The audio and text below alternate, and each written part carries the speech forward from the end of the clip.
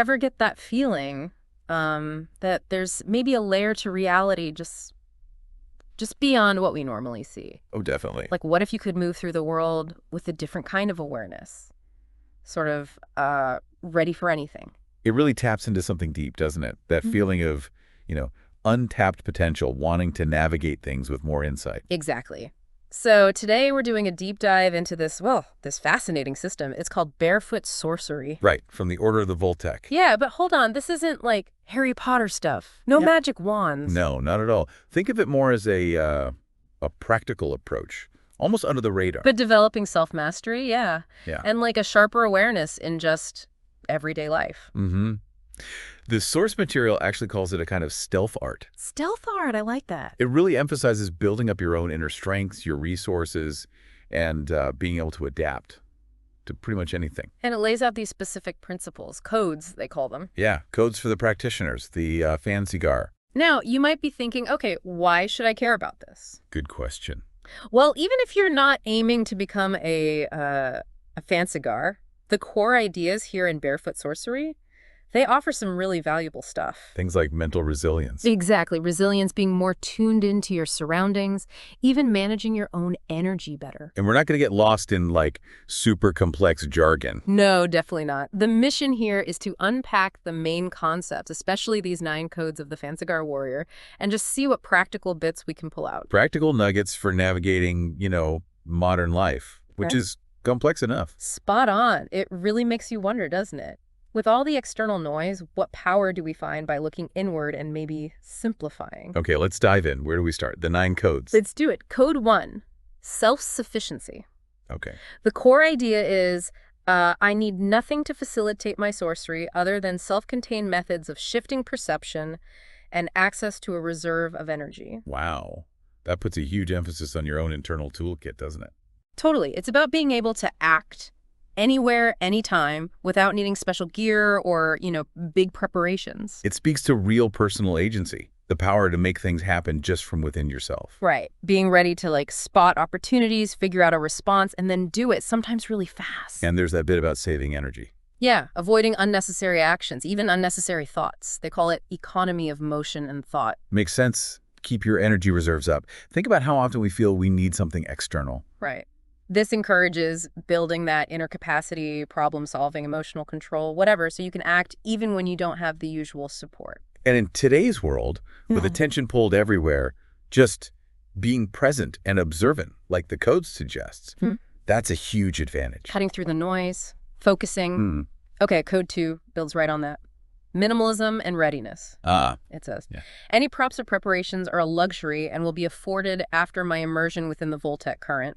So it's like setting aside the rituals and ceremonies for a bit. Yeah. As training. Yeah, exactly. To build up that ability to act decisively, spontaneously, without needing those external aids first. Building self-reliance before adding complexity.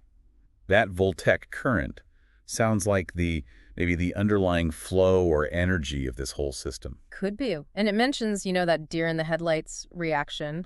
Freezing up. The goal here is to become calm and reactive, not frozen. And it also touches on breaking habits that drain you, even small ones. Yeah, those little routines that maybe aren't serving you, just chipping away at your energy. So step back from the crutches, see what you can do without them first. It's an interesting take on ritual, though. It's not dismissing it entirely. Right. It seems to imply it has its place, but later.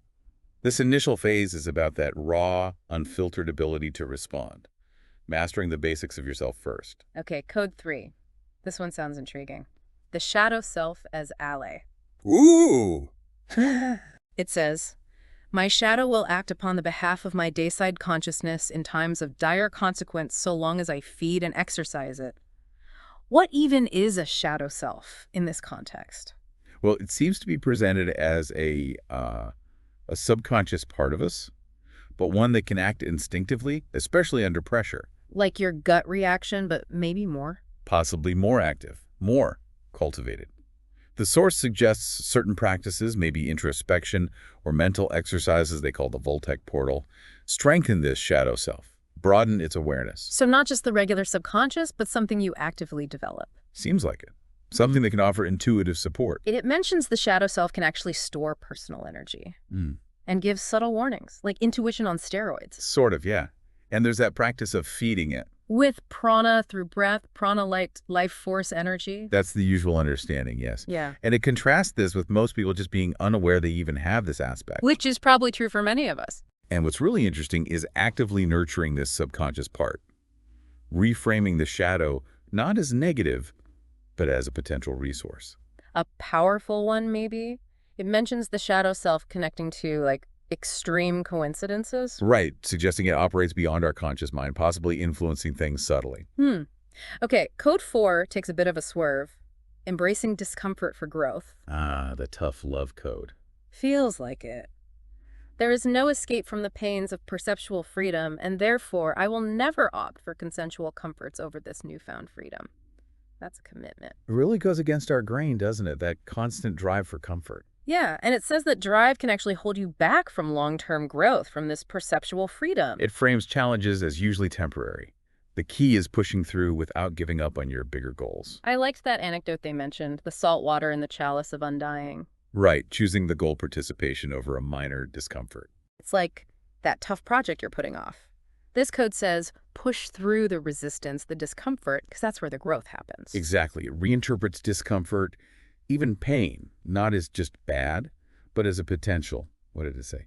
A springboard out of ordinary consciousness. Yeah, a price for true magical accomplishments, which here probably means those big shifts in perception. A necessary trade-off for transformation. Okay, Code 5 changes gears again. Unobtrusive presence. Blending in. Pretty much.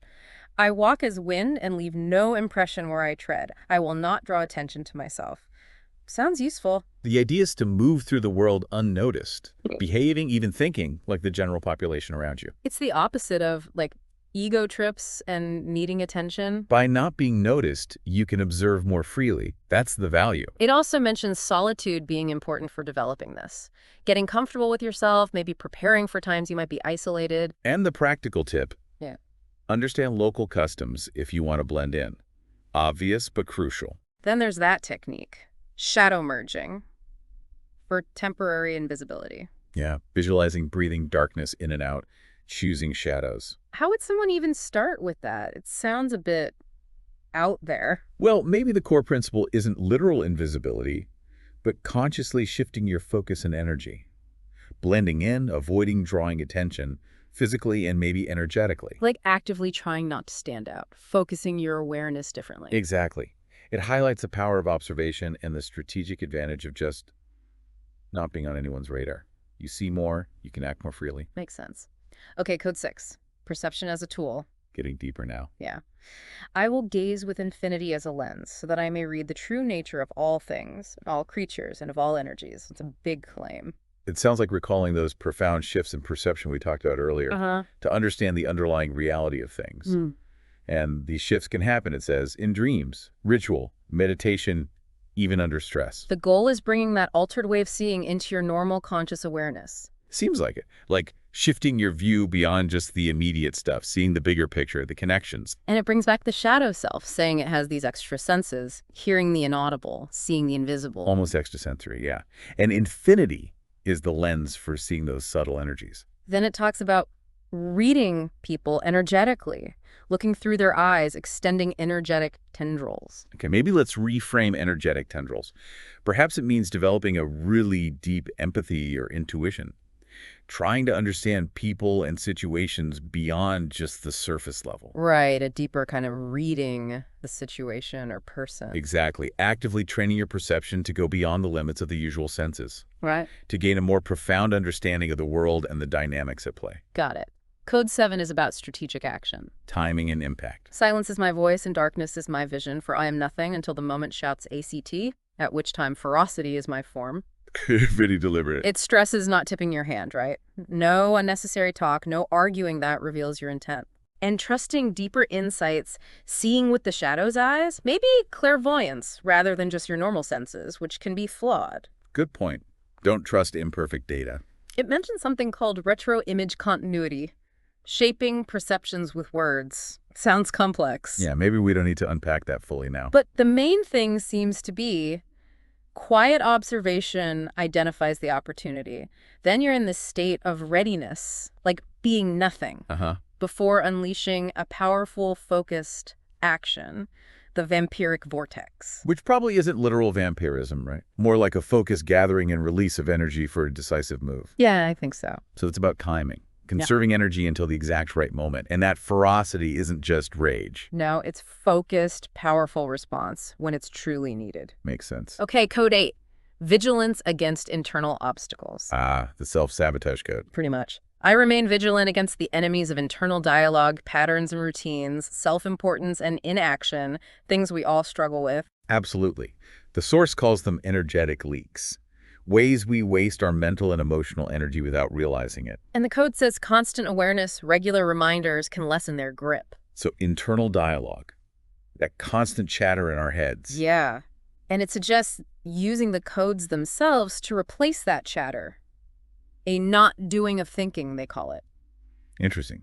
Replacing unhelpful thoughts with these principles. And reminding yourself of the codes can disrupt old draining patterns and build a new pattern of, personal mastery. Like consciously choosing your inner soundtrack and breaking repetitive loops. Then there's self-importance. The ego. It links back to code 5, blending in, being nothing, recognizing your place in the bigger picture. And it mentions the detailed, advanced working for the destruction of self-importance. Yeah, seem pretty involved. Listing thoughts, symbolic actions. The core idea seems to be reducing ego through self-reflection and actively challenging those self-important thoughts. Right. And finally, inaction is listed as another enemy needing vigilance. Don't just sit there when action is needed. Okay, wow. That brings us to the last one. Code 9. Embracing mortality and intent. A powerful one to end on. My death walks with me and urges my shadow. I constantly beckon intent. That's quite an image. It uses the awareness of our own mortality, our limited time, as a motivator. To act decisively, to align with your real intentions. Exactly. And even in death, the goal is code 5. Leave no negative impact. It emphasizes being ready for that ferocious action when needed, guided by the shadow self. Maintaining a flexible strategy and just relentlessly going after the objective until it's done or your time's up. Yeah. This final code really sums it up. Living aware of our finite time pushes us to act with purpose, trust our deeper instincts, and not hesitate when the moment demands action. Living intentionally. Precisely. All right, let's try and wrap this up. This deep dive into Bare Foot Sorcery and its 9 codes. It really lays out a system built on, what? Self-reliance? Adaptability? Heightened awareness, Yeah. definitely. Strategic action, using your inner resources. Yeah. And while the whole system is obviously complex, Very intricate, yes. the basic principles offer some useful ways to think for anyone. A framework for tackling challenges, maybe seeing opportunities differently. With more empowerment, more agency. Exactly. So maybe something for you, the listener, to think about as you go through your day. In what small ways could you bring in a little barefoot sorcery? Relying more on your inner strengths, observing things a bit more closely, acting with more clear intention. Maybe the real magic, quote unquote, isn't about the fancy stuff. But more about that quiet mastery of yourself and how you perceive everything around you. A provocative thought to end on.